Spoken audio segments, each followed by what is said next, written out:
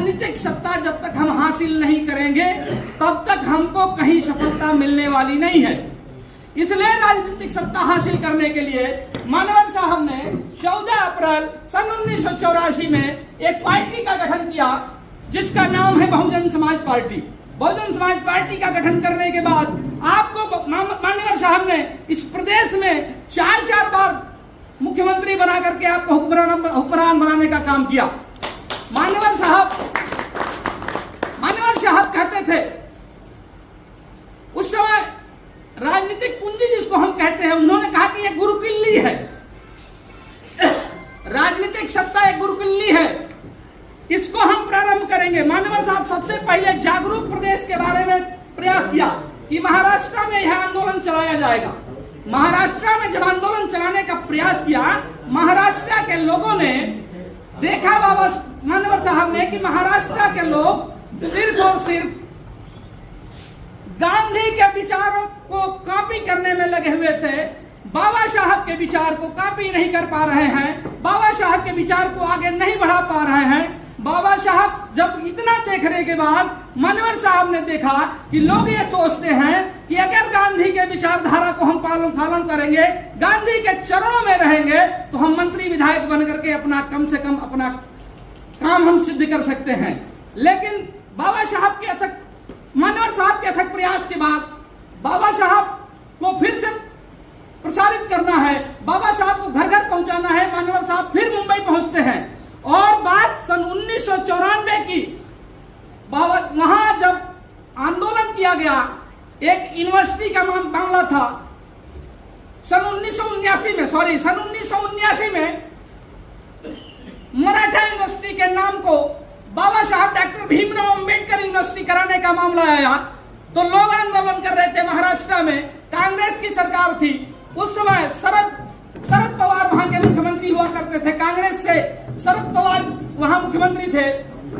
इसके बाद मानवर साहब ने जब मांग किया कि कांशीराम बाबा साहब के नाम से यह यूनिवर्सिटी होनी चाहिए, तो देखिए कांग्रेस की चाल।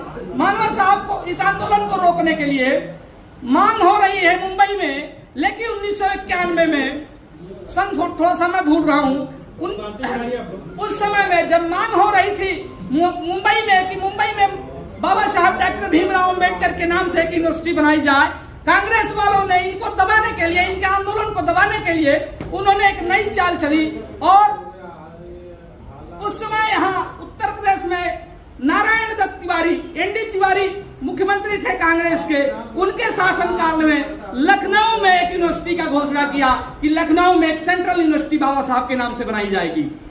मानवर साहब चाहते थे कि यह आंदोलन सबसे पहले मुंबई से चले, लेकिन मुंबई के लोगों ने, महाराष्ट्र के लोगों ने मानवर साहब के इस विचारधारा को नहीं समझ पाए कि अम्बेडकरवाद को बढ़ा करके भी हम मंत्री मिनिस्टर बन सकते हैं।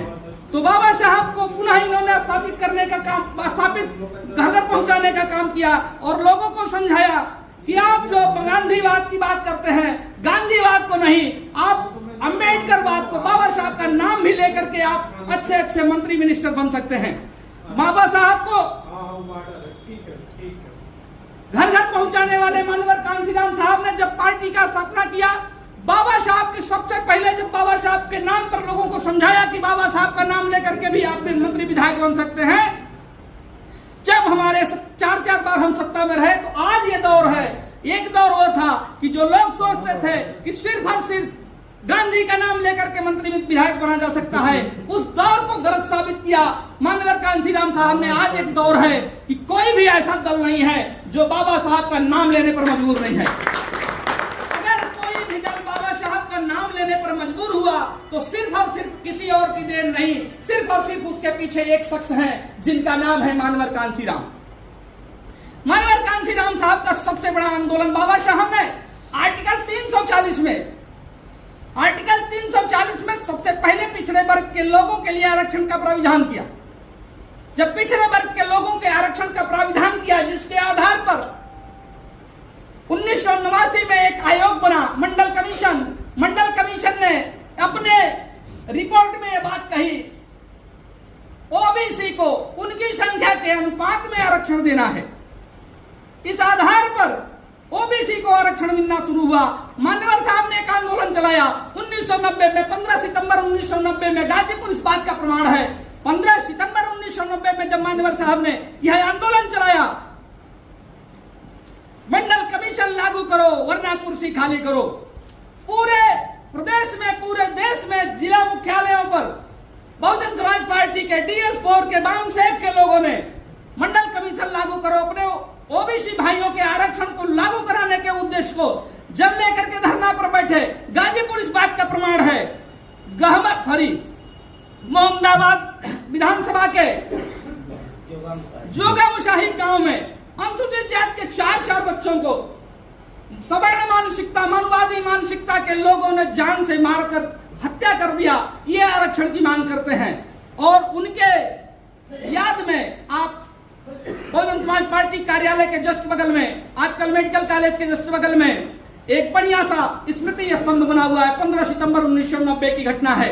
साथियों, मान्यवर साहब को हमारी जिम्मेदारी है घर घर पहुंचाएं, हमारी जिम्मेदारी है मान्यवर साहब के उस फार्मूले को लागू करें और बीच में जो कारवां रुका हुआ था, इस कारवां को आगे बढ़ाने के लिए, चूंकि राजनीतिक सत्ता ही वह पावर है जिससे हम अपने सारे अधिकार पा सकते हैं। भाई चंद्रशेखर आजाद जी ने 15 मार्च 2020 को एक आंदोलन फिर से शुरू किया। भीम आर्मी के माध्यम से तमाम आंदोलन हम कर रहे थे, लेकिन राजनीतिक सत्ता का संरक्षण, किसी ने राजनीतिक सत्ता का कोई संरक्षण नहीं दिया। हमारे अधिकार लगातार छीने जा रहे हैं, लेकिन किसी ने जब ध्यान नहीं दिया तो मजबूरन हमको एक पार्टी बनानी पड़ी। भाई चंद्रशेखर आजाद जी को एक पार्टी बनानी पड़ी जिसका नाम है आजाद समाज पार्टी। कांचीराम, आपने एक पार्टी बना करके फिर से आपको आंदोलन शुरू किया और आप लोगों ने इतना सहयोग किया। नगीना की जनता को बहुत आभार प्रकट करता हूं कि नगीना की जनता ने भाई चंद्रशेखर आजाद जी के उस आंदोलन को समझा और पहले प्रयास में ही, पहली बार में ही आपने सांसद बना करके दिल्ली के सदन में भेजने का जब काम किया, संसद में भेजने का काम किया।